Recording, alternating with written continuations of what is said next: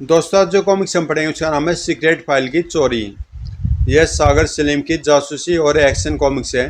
तो पढ़ते हैं इसको। सीक्रेट फाइल के चोर। मिस्र की राजधानी कायरा एयरपोर्ट पर भारतीय इंटेलिजेंस का एजेंट खालिद अजीजी विमान से उतरा। मिस्र तक तो सुरक्षित पहुंच गया हूं। टैक्सी चाहिए सर? हाँ, मुझे सबाना होटल जाना है। कायरा काफी खूबसूरत शहर है। कुछ देर बाद टैक्सी एक ऐसे क्षेत्र से गुजरी जो काफी सुनसान था। यह तो कारों का ग्रेव यार्ड लगता है। Yes sir. अचानक टैक्सी का इंजन बंद हो गया। ओ नो, इंजन में कुछ गड़बड़ हो गई है। जल्दी ठीक करो, मुझे देर हो रही है। ड्राइवर बोनट उठाकर इंजन देखने लगा। कोई बड़ी खराबी तो नहीं है? नहीं सर, अभी ठीक हो जाएगी। अचानक वातावरण में कुछ आवाजें उत्पन्न हुई। गुड़ गुड़ गुड़। ओ गॉड, यह क्या? खालिद के कुछ समझने से पहले ही चुंबक टैक्सी की छत पर आ गिरा। धौड़। और अगले क्षण पूरी टैक्सी चुंबक के सारे क्रेन में लटकी हुई थी। यह क्या है? रोको! हा हा हा। विशाल क्रेन टैक्सी को लटकाए हुए ग्रेव यार्ड के ऊपर ले आई। फिर अचानक क्रेन ने ऊंचाई से टैक्सी को छोड़ दिया। Oh no! एक धमाके के साथ टैक्सी नीचे आ गिरी। खट धड़ोम। चोट के कारण खालिद खालिद बेहोश हो गया था। तुरंत ही एक दूसरी क्रेन में लटका हुआ लोहे का भारी गोला टैक्सी की छत पर आ गिरा। धड़ोम। उस विशाल गोले ने 3-4 बार में टैक्सी को माचिस की डिबिया की तरह तोड़ डाला। धड़ोम धड़ोम। टैक्सी के भीतर खालिद अजीजी की लाश का कीमा बन चुका था। टूटी फूटी टैक्सी को फिर से चुंबक द्वारा उठाया गया और उसे मैदान के दूसरी तरफ एक गहरी खाई में ले जाकर फेंक दिया। सड़क पर खड़ा ड्राइवर यह सारा दृश्य देख रहा था और खुश हो रहा था। छुट्टी हो गई साले की, जाकर बॉस को खुशखबरी सुनाता हूँ। सड़क के दूसरी तरफ जंगल में एक ऊंचे पेड़ पर एक व्यक्ति चढ़ा हुआ दूरबीन की सहायता से यह दृश्य देख रहा था। 4 दिन बाद भारत में स्पेशल एजेंट सागर रक्षा सचिव के सामने बैठा था। खालिद अजीजी एक बहुत ही सीक्रेट फाइल लेने कायरा गया था मिस्टर सागर, लेकिन बहुत ही निर्दयता से उसकी हत्या कर दी गई। मुझे खालिद की मौत का दुख है सर। प्लीज आप मुझे उस फाइल के विषय में कुछ बताइए। आज से 15 दिन पहले कायरा से शहीद बख्शर नामक किसी व्यक्ति का तार हमारे इंटेलिजेंस चीफ को मिला था। शहीद बख्शर ने लिखा था कि इस वक्त भारत में बहुत से इजरायली जासूस किसी साजिश की तैयारी कर रहे हैं। अगर भारत सरकार चाहे तो वह उन जासूसों की पूरी पहचान और उनकी साजिश की रिपोर्ट दे सकता है, जो उनके पास एक फाइल के रूप में मौजूद है। कहकर वह कुछ क्षण रुके, फिर बोले, हमने तुरंत कायरा सदीद अपने दूतावास द्वारा शहीद बख्शर से संपर्क किया और वह फाइल लेने की इच्छा व्यक्त की। उसने फाइल का मूल्य $25,000 मांगा और कहा कि इजरायली जासूस उसके पीछे पड़े हुए हैं, उसकी जान को खतरा है, इसलिए दूतावास में सौदा नहीं कर सकता। हम अपना कोई एजेंट कायरा भेज दे जो वहाँ होटल सबाना में ठहर जाए। वह खुद उस एजेंट से मिल लेगा और उससे रुपए लेकर फाइल उसे सौंप देगा। हमने उसे पहचान के लिए खालिद अजीजी का चित्र भेज दिया था और बता दिया था कि वह कौन सी फ्लाइट से कायरा पहुंच रहा है। खालिद 4 दिन पहले कायरा गया था, लेकिन आज सुबह ही शहीद बख्शर का तार मिला है कि वहाँ खालिद की हत्या कर दी गई है। वह फाइल देने को भी तैयार है और इसलिए मैंने तुम्हें बुलाया है। इस बार मैं तुम्हें कायरा भेजना चाहता हूँ। मुझे विश्वास है कि तुम उस सीक्रेट फाइल को प्राप्त कर लोगे।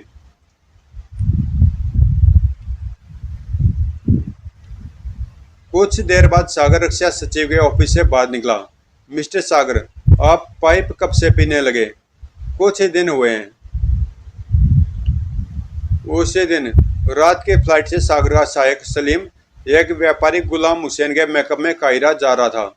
सागर साहब ने कहा था कि मुझे कायरा पहुंचकर होटल सबाना में ठहरना है।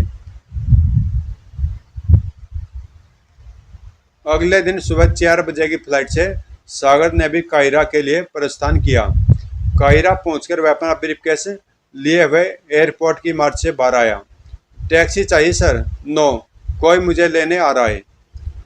यह इनकार उसने केवल सावधानीवश किया था। बाहर आकर वह एक दूसरी टैक्सी में बैठ गया। होटल शबाना चलो। Yes sir. काहिरा के बाजारों से गुजरते हुए, एक टैक्सी मेरा पीछा करी है। इसका अर्थ है खालिद की तरह मेरे पहुंचने की खबर भी लीक हो चुकी है, यानी हमारे इंटेलिजेंस में कोई शत्रु का आदमी है। उसने पीछा करने वाले को चकमा देने की जरूरत नहीं समझी और सीधा होटल शबाना पहुंच गया। वह यहाँ रुका नहीं। होटल के काउंटर पर, मुझे कमरा चाहिए। मिल जाएगा सर। बात करते हुए सागर की नजरें रजिस्टर पर जमी हुई थी और वह मिस्टर गुलाम हुसैन यानी सलीम का नाम तलाश कर रहा था। पोर्टर, साहब का सामान रूम नंबर 703 में पहुंचाओ और सलीम 690 में ठहरा हुआ है। ऊपर अपने कमरे में आकर, शत्रु मेरे पीछे लग चुका है। सईद बख्शर को भी इसका अंदाजा हो चुका होगा, क्योंकि वह अवश्य ही मुझ पर नजर रखे होगा। अब देखना यह है कि वह मुझसे किस प्रकार संपर्क करता है। थोड़ी देर बाद वह नहाकर बाथरूम से बाहर निकला तो स्वीट के दरवाजे के निकट एक लिफाफा पड़ा हुआ दिखा। यह कोई दरवाजे की जिरी से भीतर डाल गया है। पहले उसने मेज से उठाकर पाइप सुलगाया और लिफाफा खोला। आज रात 9 बजे फिरौना के मकबरे में एसबी यानी सईद बख्शर। 8:30 बजे वह सईद बख्शर से मिलने जाने की तैयारी कर रहा था। शत्रु बहुत खतरनाक है, इसलिए मुझे पूरी तैयारी करके बाहर जाना चाहिए। जरूरत पड़ने पर ही यह खंजर जरा से इशारे पर आस्तीन के भीतर फिसलता हुआ मेरे हाथ में आ जाएगा। कमीज पहनने के बाद उसने बगली होलिस्टर डाल लिया, जिसमें भरा हुआ पिस्तौल था। ऊपर से जैकेट पहन ली। मिस्र की धरती पर प्राचीन राजाओं के, जिन्हें फेरोज कहते थे, सैकड़ों मकबरे हैं। फिरौना का मकबरा भी उन्हीं में है। उसके चारों तरफ प्राचीन खंडर फैले हुए हैं। पूरी तैयारी कर वह कमरे से बाहर निकला और कॉरिडोर के अंतिम छोर की ओर गया, जहां रूम नंबर 690 में सलीम ठहरा हुआ था। सलीम को बताना होगा कि मैं बाहर जा रहा हूं। दस्तक देने पर सलीम ने दरवाजा खोला। गुलाम हुसैन आपको खुशामदीद कहता मेरे आका। तुम सचमुच शकल से गुलाम लग रहे हो। भीतर आकर उसने दरवाजा बंद किया, फिर सलीम को निर्देश देने लगा। मैं बाहर जा रहा हूँ। शत्रु मेरा पीछा जरूर करेगा, तुम भी दूर रहकर पीछा करने वाले पर नजर रखना। कुछ देर बाजारों में घूमने के बाद मैं पीछा करने वाले को चकमा देकर गायब हो जाऊंगा। उसके बाद तुम उसका पीछा करते रहना और उसका ठिकाना जाने की कोशिश करना। ओके। सलीम सागर से पहले होटल से बाहर आ गया और पार्किंग में खड़ी अपनी किराए की गाड़ी में बैठकर प्रतीक्षा करने लगा। यहाँ से मैं सागर साहब के पीछे जाने वाली गाड़ी को देख सकूंगा। कुछ देर बाद सागर होटल से बाहर निकला।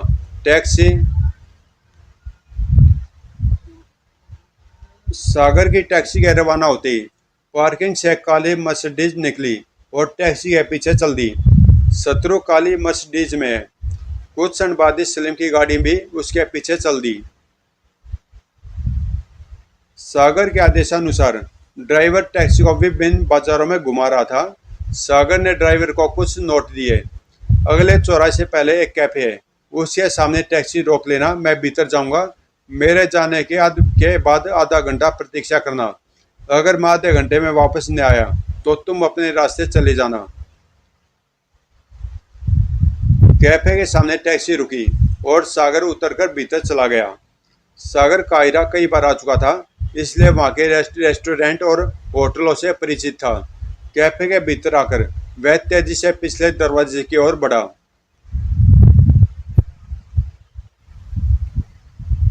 यह दरवाजा दूसरी ओर एक गली में खुलता था। वह गली में निकल आया, फिर दौड़ता हुआ वह गली से बाहर मुख्य सड़क पर आया और एक गुजरती हुई टैक्सी को रोका। टैक्सी में बैठते हुए उसने ड्राइवर को आदेश दिया, फिरौना के मकबरे की ओर चलो जल्दी। उधर सागर की टैक्सी कैफे के सामने रुकते ही काली मर्सिडीज भी रुक गई थी और उसमें से एक युवक उतरकर सागर के पीछे कैफे में गया। कैफे के हॉल में पहुंचकर युवक ने इधर उधर देखा। कहाँ गया वह? शायद बाथरूम गया हो।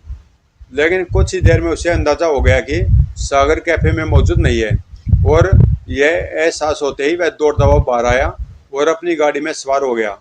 वह चकमा देकर निकल गया है। सलीम अपनी गाड़ी में बैठा देख रहा था। सागर साहब उसे चकमा देकर निकल गए हैं। अब वह अपने लीडरों को इसकी सूचना देने जाएगा और मैं उसका पीछा करूंगा। और सलीम बहुत सावधानी से काली गाड़ी के पीछे लग गया। उधर सागर फिरौना के मकबरे के निकट उधर सागर फिरौना के मकबरे के निकट खंडरों में पहुंच चुका था। मैं 10 मिनट लेट हो गया हूँ, कहीं शहीद बक्सर वापस न चला गया हो। तभी उसे अपने पीछे आहट सुनाई दी और वह घुमा। Hands up. सागर ने तुरंत पहचान लिया कि वह शहीद बक्सर था। उसने शहीद का चित्र देखा था। मैं दोस्त हूँ मिस्टर शहीद बक्सर, आपने मुझे यहाँ बुलाया है। मैंने भी तुम्हें पहचान लिया मिस्टर सागर, हाथ नीचे कर लो। तुम्हारा जरूर पीछा किया गया होगा। जी हाँ, लेकिन घबराने की कोई बात नहीं है। मैं पीछा करने वाले को चकमा देकर यहाँ तक पहुँचा हूँ। फिर भी यहाँ खतरा है, तुम मेरे साथ चलो। चलिए। शहीद बक्सर के पास मोटरसाइकिल थी। वह सागर को पीछे बिठाकर चल दिया। शहर के घटिया से इलाके में गली के भीतर पहुंचकर शहीद ने मोटरसाइकिल रोक दी और सागर को साथ लेकर एक मकान की ओर बढ़ा। शहीद उसे मकान में ले आया, जो वास्तव में केवल एक कमरा था। यह मेरी पनाहगाह है, यानी आजकल मैं यहाँ छुपा हुआ हूँ। अब मामले की बात हो जानी चाहिए मिस्टर शहीद। हाँ, मैंने तुम्हें यह बताने के लिए बुलाया है कि अब मैं उस फाइल की कीमत $50,000 लूँगा। यह तो बहुत ज़्यादा है। वह फाइल भी बहुत महत्वपूर्ण है। $50,000 से कम में नहीं मिलेगी। इतने धन के लिए तो मुझे अपने दूतावास के अधिकारियों से बात करनी होगी। तो तुम बात करो और कल शाम यहीं आकर मुझे जवाब दे दो। अगर रुपये का प्रबंध कर लेते हो तो साथ लेकर मत आना। इस बारे में बाद में तय कर लेंगे। ओके, मैं कल शाम 7 बजे तुमसे यहीं मिलने आऊँगा।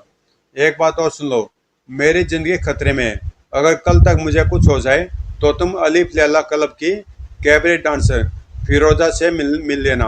वह तुम्हें फाइल के बारे में बता देगी। 10 बजे सागर वापस अपने होटल पहुंच गया और अपने कमरे में जाने के बजाय पहले सलीम के कमरे में पहुंचा।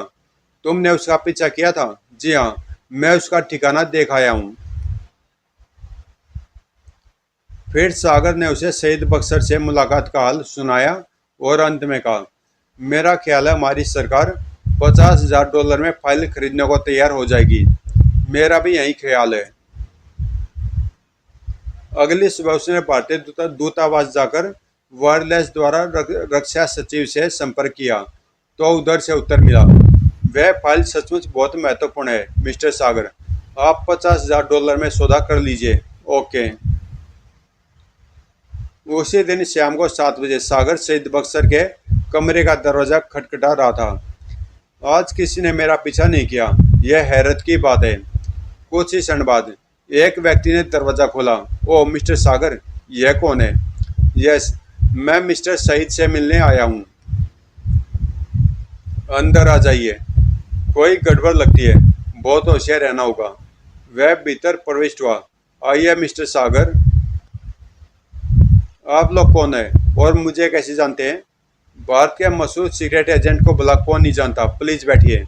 सागर कुर्सी पर बैठ गया। मेरा नाम मिशान है और यह मेरा साथी दाऊद है। मिशान, दाऊद? उसकी याददाश्त में हलचल हुई और उसे तुरंत याद आ गया। ओ गॉड, मिशान और दाऊद तो इजराइल के खतरनाक जासूसों के नाम है।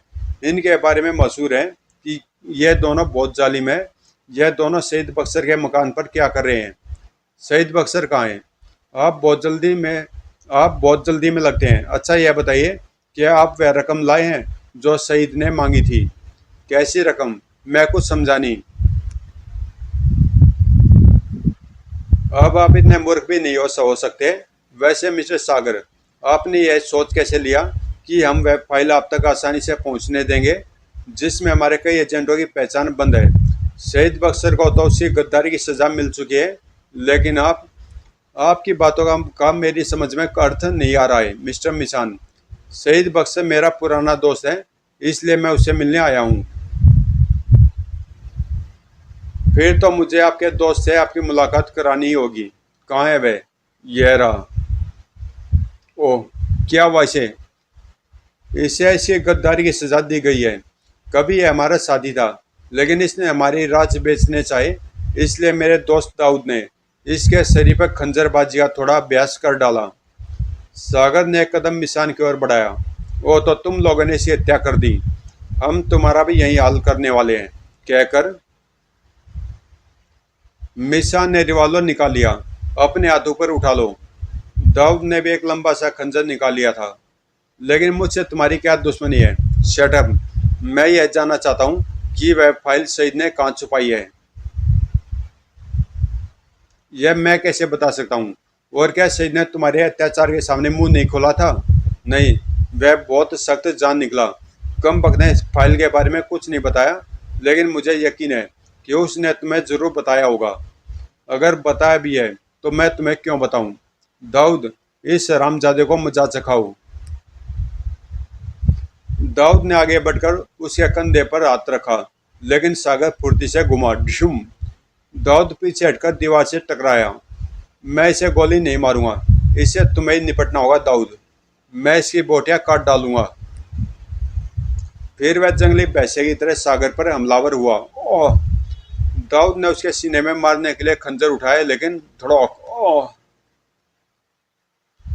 दाऊद का शरीर पीछे खड़े हुए मशीन से टकराया। उफ! सागर कुर्सी से उछलकर दाऊद पर जा पड़ा और खड़ी हथेली उसकी गर्दन पर मारी। तड़ाक!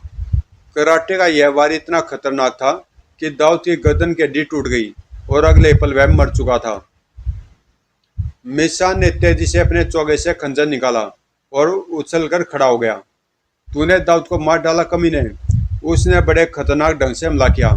कम वक्त भैंस की तरह शक्तिशाली है। मौका पाकर सागर ने उसका हाथ मोड़ा और घूमकर उसे कमर पर लादकर पटक दिया। ओह! मिशान का दोबारा उठने का मौका नहीं मिल सका। चोट घातक थी। मिशान बेहोश हो गया है। उसने नीचे पड़ा हुआ अपना पाइप उठाया। एक बार फिर मैं मौत के मुंह से बच गया हूँ। उचित यही यही है कि यहाँ से जल्दी निकल जाऊं। कुछ देर बाद वह अपने होटल के कमरे में प्रविष्ट हो रहा था। अब उस फाइल के लिए मुझे अलीफ लैला क्लब की कैबरे डांसर फिरोजा से मिलना होगा। कल रात उससे मिलने जाऊंगा। अगली शाम वह अलीफ लैला क्लब में बैठा था। यही फिरोजा है। प्रोग्राम के बाद इससे मिलूंगा। कुछ ही देर बाद फिरोजा का डांस समाप्त हुआ और तालियों से गूंज उठा। फिरोजा स्टेज से चली गई थी। वह भी अपनी जगह से उठकर बाहर आया। मिस फिरोजा का मेकअप रूम किधर है? दाईं ओर तीसरा कमरा। दस्तक देने पर फिरोजा ने तुरंत ही दरवाजा खोला। यस, मुझे मिस्टर सईद बख्शर ने आपसे मिलने को कहा था, मिस फिरोजा। फिरोजा ने उसे भीतर बुलाया और दरवाजा बंद कर दिया। आप मिस्टर सागर हैं? जी हाँ। फिर अचानक फिरोजा मुंह छुपाकर रोने लगी। सुबक सुबक। अरे क्या हुआ आपको मिस फिरोजा? प्लीज। सईद बख्शर मेरे पिता थे। जालिमों ने उनकी जान ले ली। ओह, आई एम वेरी सॉरी। कुछ क्षण बाद फिरोजा शांत हो गई। मैं चाहती हूँ कि मेरे डैडी के हत्यारों को सजा जरूर मिले। इसके लिए मैं कुछ भी कर सकती हूँ। आपके डैडी के हत्यारों को तो मैं दंड दे चुका हूँ। अब अगर आप मेरा साथ दें तो हम हत्यारे के साथियों से भी बदला ले सकते हैं। मैं हर तरह से आपकी सहायता करने के लिए तैयार हूँ। तो मुझे उस फाइल का पता बता दीजिए जिसके कारण आपके डैडी की जान गई है। मिस्टर सईद वह फाइल हमें मेरे हाथ बेचना चाहते थे। वह फाइल मेरे पास है। डैडी ने कहा था कि अगर उनको कुछ हो जाए तो मैं फाइल आपको दे दूं। गुड। मैं आपको फाइल की कीमत देने को तैयार हूँ। फिरोजा ने अलमारी खोलकर एक फाइल निकाली। यह लीजिए, और मुझे इसकी कोई कीमत नहीं चाहिए। इस फाइल के कारण मेरी डैडी की जान गई है, इसलिए मुझे इससे प्राप्त धन का कोई कतई लालच नहीं है। उसने फाइल सागर को दी। तभी दरवाजे पर दस्तक हुई। खटखट। मैं देखती हूँ, यह शत्रु हो सकता है। फिरोजा ने दरवाजा खोला। ओह! कातिल के रिवॉल्वर पर साइलेंसर फिट था, इसलिए गोली की आवाज नहीं हुई। खतरा भापते सागर ने स्वयं को नीचे गिरा लिया और साथ ही अपना रिवॉल्वर निकालकर फायर कर दिया। धोएं। ओह! सागर फुर्ती से उठकर खिड़की की ओर गया। बार क्लब का लॉन है। अगले पल वह खिड़की पर चढ़कर लॉन में कूद गया। वह क्लब के मुख्य द्वार की ओर नहीं गया। चार दीवारी फांदकर बाहर निकलता हूँ। जिमनास्ट की तरह छलांग लगाकर वह दीवार पर चढ़कर दूसरी ओर कूद गया। सड़क पर आते उसे टैक्सी मिल गई। बेचारी फिरोजा भी मर गई। शत्रु सचमुच बहुत चालाक है। वह मुझ पर छुपकर नजर रखे हुए था और मैं समझ रहा था कि कोई पीछा नहीं कर रहा है। लेकिन टैक्सी उसके होटल की ओर नहीं जा रही थी। सागर ने ड्राइवर को एक अन्य स्थान का पता बताया था। उधर सलीम अपने कमरे में बेचैनी से टहल रहा था। आधी रात बीत चुकी है और सागर साहब अभी तक वापस नहीं आए हैं। आज वह मुझे अपने पीछे आने को भी मना कर गए थे। कुछ देर बाद उसने फिर सागर के कमरे पर जाकर देखा। दरवाजा लॉक है। आखिर वह कहाँ चले गए? कहीं शत्रु के हत्थे तो नहीं चढ़ गए? वह अपने कमरे में वापस आ गया। सुबह तक इंतजार करना ही होगा। अगर वह सुबह भी न लौटे तो मैं उनकी तलाश में दुश्मन के अड्डे पर जाऊंगा। यह अच्छा ही हुआ कि मैं उस दिन उनका अड्डा देख आया था। लेकिन सुबह 5 बजे। हेलो मिस्टर गुलाम हुसैन, क्या हो रहा है? ओह, आप आ गए। कहाँ चले गए थे आप? मैं बहुत परेशान था। अब सारी परेशानियां समाप्त हो गई है। वह फाइल मुझे मिल चुकी है। तो फिर अब क्या इरादा है? कल शाम की फ्लाइट से हम वापस चल रहे हैं। मैंने जहाज पर सीटें बुक करा दी है। आप क्या समझते हैं शत्रु वह फाइल लेकर आपको आसानी से निकल जाने देगा? शत्रु हमला जरूर करेगा, लेकिन मैंने फाइल की सुरक्षा का पूरा प्रबंध कर लिया है। तुम कल शाम मुझसे पहले एयरपोर्ट के लिए रवाना हो जाना। सलीम के पास कुछ समय बिताकर वह अपने कमरे में आ गया। अगर कल मैं एयरपोर्ट तक सुरक्षित पहुंच गया तो समझो खतरा टल गया। जहाज में सवार होने के बाद कोई खतरा नहीं रहेगा। अगले दिन वह एयरपोर्ट जाने के लिए होटल से निकला। टैक्सी रवाना हो गई। कोई गाड़ी पीछे नहीं आ रही है। शायद उन्हें पता नहीं चल सका है कि मैं वापस जा रहा हूँ। एयरपोर्ट की ओर जाने वाले मार्ग पर ट्रैफिक काफ़ी कम था। सलीम एयरपोर्ट पहुंच चुका होगा। एक मोड़ पर टैक्सी घूमी तो सागर चौंक उठा। खतरा! टैक्सी के रुकते गुंडों ने चारों ओर से उसे घेर लिया। बाहर आ जाओ मिस्टर सागर, मुकाबला करना बेकार है। चारों ओर से घिरा हुआ हूँ। उन्होंने सागर का सूटकेस भी टैक्सी से उतार लिया और उसे अपनी गाड़ी में बैठने के लिए विवश कर दिया। जल्दी भीतर बैठ जाओ वरना गोली मार दूंगा। सलीम को पहले बेचकर मैंने गलती कर दी। मुझे अंदाजा भी नहीं था कि दुश्मन मुझे अपहरण करने की योजना बनाए हुए है। टैक्सी ड्राइवर को गुंडों ने कुछ नहीं कहा था। बस वे सागर को लेकर रवाना हो गए। जाकर पुलिस में रिपोर्ट लिखवाता हूँ। कुछ देर बाद सागर को एक मकान में मिशान के सामने पेश किया गया। हम इसे ले आए हैं बॉस। तुम वह फाइल लेकर भाग रहे थे, लेकिन मिशान को धोखा देना आसान काम नहीं है सागर। मैं नहीं जानता तुम किस फाइल की बात कर रहे हो। वही जो कल तुमने फिरोजा से हासिल की है। तुम अब तक मेरे 2 आदमियों की जान ले चुके हो, लेकिन मैं तुम्हें माफ़ कर सकता हूँ अगर तुम वह फाइल मुझे दे दो। मेरे पास कोई फाइल नहीं है। इसकी तलाशी लो। एक गुंडे ने सागर का ब्रीफकेस ले लिया और दूसरा उसके शरीर की तलाशी लेने लगा। सूटकेस की तलाशी लेने वाले गुंडे ने बताया, बॉस, सूटकेस में तो सिर्फ कपड़े हैं, फाइल या कागज नहीं है। फाइल ब्रीफकेस में भी नहीं है बॉस। इसमें एक टेलीफोन डायरेक्टरी है, 2 उपन्यास हैं और कायरा का रोड मैप है। इसके कपड़ों की अच्छी तरह तलाशी लो। हो सकता है इसने फाइल के कागज अलग अलग करके विभिन्न जेबों में रख दिए हों। मेरे पास कोई फाइल नहीं है मिशान। बदमाशों ने उसके सारे कपड़े उतरवा लिए। इसकी जेबों में भी कुछ नहीं है। यह नहीं हो सकता। फाइल इसी के पास है। जरा इसी ब्रीफकेस का सामान मुझे दिखाओ। तुम अपने ब्रीफकेस में यह टेलीफोन डायरेक्टरी क्यों लिए फिर रहे हो? टेलीफोन डायरेक्टरी रखना कोई अपराध है क्या? बॉस, मेरा ख्याल कि यह शराफत से नहीं बताएगा। इस पर 3rd डिग्री का प्रयोग होना चाहिए। ठीक है, इसे कुर्सी से बांध दो। उधर सागर के एयरपोर्ट न पहुंचने से सलीम परेशान था, इसलिए वह उसी तलाश में निकल पड़ा था। वह जरूर किसी संकट में फंस गए हैं। मैंने होटल फ़ोन किया था, वहाँ से तो वह निकल चुके हैं, लेकिन अभी तक एयरपोर्ट नहीं पहुँचे। इसका एक ही अर्थ है कि उन्हें रास्ते में रोक लिया गया है या फिर अपहरण कर लिया गया है। अगर उनका अपहरण किया गया है तो दुश्मन उन्हें अपने अड्डे पर लेकर गए होंगे, इसलिए मैं सीधा वहीं चलता हूँ। ड्राइवर तेज चलो। सागर को उन लोगों ने कुर्सी से बांध दिया था। बताओ वह फाइल कहाँ है? मुझे नहीं पता। तुम अपनी मौत को दावत दे रहे हो सागर। उस फाइल के लिए मैं तुम्हारी जान तक ले सकता हूँ। ले लो, लेकिन जब फाइल मेरे पास है ही नहीं तो क्या बताऊँ? बॉस, मेरा ख्याल है टेलीफोन डायरेक्टरी में कुछ गड़बड़ है। कहीं इसने कोड या चिन्हों के द्वारा फाइल की डिटेल डायरेक्टरी में तो नहीं छुपा दी। डायरेक्टरी का ध्यानपूर्वक निरीक्षण करो। आप लोगों को जो करना कीजिए, लेकिन जरा मेरा पाइप मेरे मुंह से लगा दीजिए। बिना तंबाकू पिए मुझे चैन नहीं आता। इसको पाइप दे दो, अभी इसे जिंदा रखना है।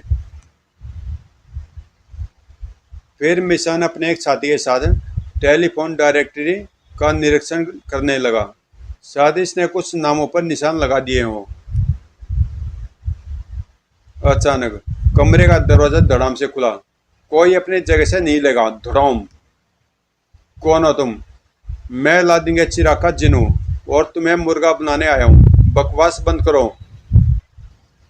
बकवास बंद करते मैं गोली चलाने लगूंगा और तुम अल्लाह को प्यारे हो जाओगे। इसलिए तुम जल्दी से सागर साहब के बंधन खोल दो। तुम इसके साथी हो।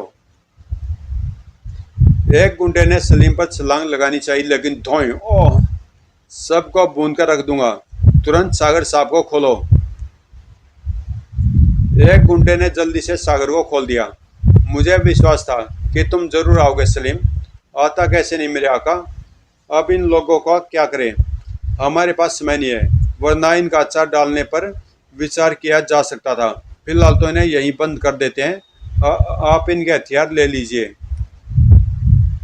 सागर ने गुंडों के हथियार एकत्र किए और उन्हें दूसरे कमरे में डालाया और फिर अपना सामान उठाया। चलो सलीम, अभी मैं फ्लाइट मिल सकती है, जल्दी करो। आप बाहर चलिए, मैं इन्हें बंद करके आता हूँ।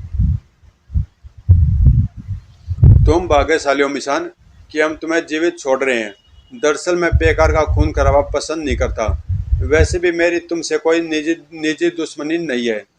मैं अपने देश की ओर से सीक्रेट फाइल प्राप्त करने आया था और तुम अपने देश की ओर से मुझे फाइल प्राप्त करने से रोकने आए थे। इसलिए तुम्हारे लिए इतना ही आघात काफ़ी है कि मैं वह फाइल ले जा रहा हूँ। फाइल इस वक्त भी मेरे पास है। अच्छा, गुड बाय। मिशान एंड पार्टी को उनके अड्डे में कैद करके वह सुरक्षित एयरपोर्ट पहुंच गए और कुछ पलों बाद विमान में बैठे भारत की ओर उड़ान भर रहे थे। बाय द वे, आपने वह फाइल छुपाई कहाँ है? अपने पाइप में, अभी दिखाता हूँ। उसने पाइप को बीच से खोला तो एक माइक्रोफिल्म कैप्सूल उसकी हथेली पर आ गया। मैंने यह एक मनोवैज्ञानिक दांव खेला था। फाइल की जोर शोर से चर्चा थी, इसलिए दुश्मन सिर्फ फाइल तलाश कर रहा था, जबकि मैंने फाइल प्राप्त करते ही उसी रात को भारतीय एजेंट की प्रयोगशाला में जाकर फाइल की माइक्रोफिल्म बनवाकर अपने पाइप में छिपा ली थी। मैंने अपने पाइप स्पेशल ऑर्डर पर बनवाए हैं। इनमें मैं छोटी छोटी चीज़ें छुपा सकता हूँ। आप सचमुच ग्रेट है सागर साहब। फाइल सारे समय मिशान के सामने रही और वह फाइल ढूंढता रहा। हाँ, मैंने जानबूझकर अपने बैग में एक टेलीफोन डायरेक्टरी रख ली थी, ताकि अगर मैं दुश्मन के हाथ पड़ जाऊं तो वह डायरेक्टरी देखकर जिज्ञासु हो जाए और उसी में उलझकर रह जाए। यह भी मनोवैज्ञानिक चाल थी। बहरहाल मुझे खुशी है कि हम अपने मिशन में सफल होकर लौट रहे हैं। समाप्त। तो दोस्तों, को मिशन पे समाप्त होती है। इसके अक्षर छोटे हैं और कई जगह प्रिंट खराब था, इसलिए दिक्कत आ रही थी कई जगह पढ़ने में, लेकिन आखिरकार ये समाप्त हुई। और मिलते हैं किसी अगली कॉमिक्स में। और कॉमिक्स फुल जासूसी कॉमिक्स थी, सही थी, अच्छी थी। तो मिलते हैं किसी अगली कॉमिक्स में।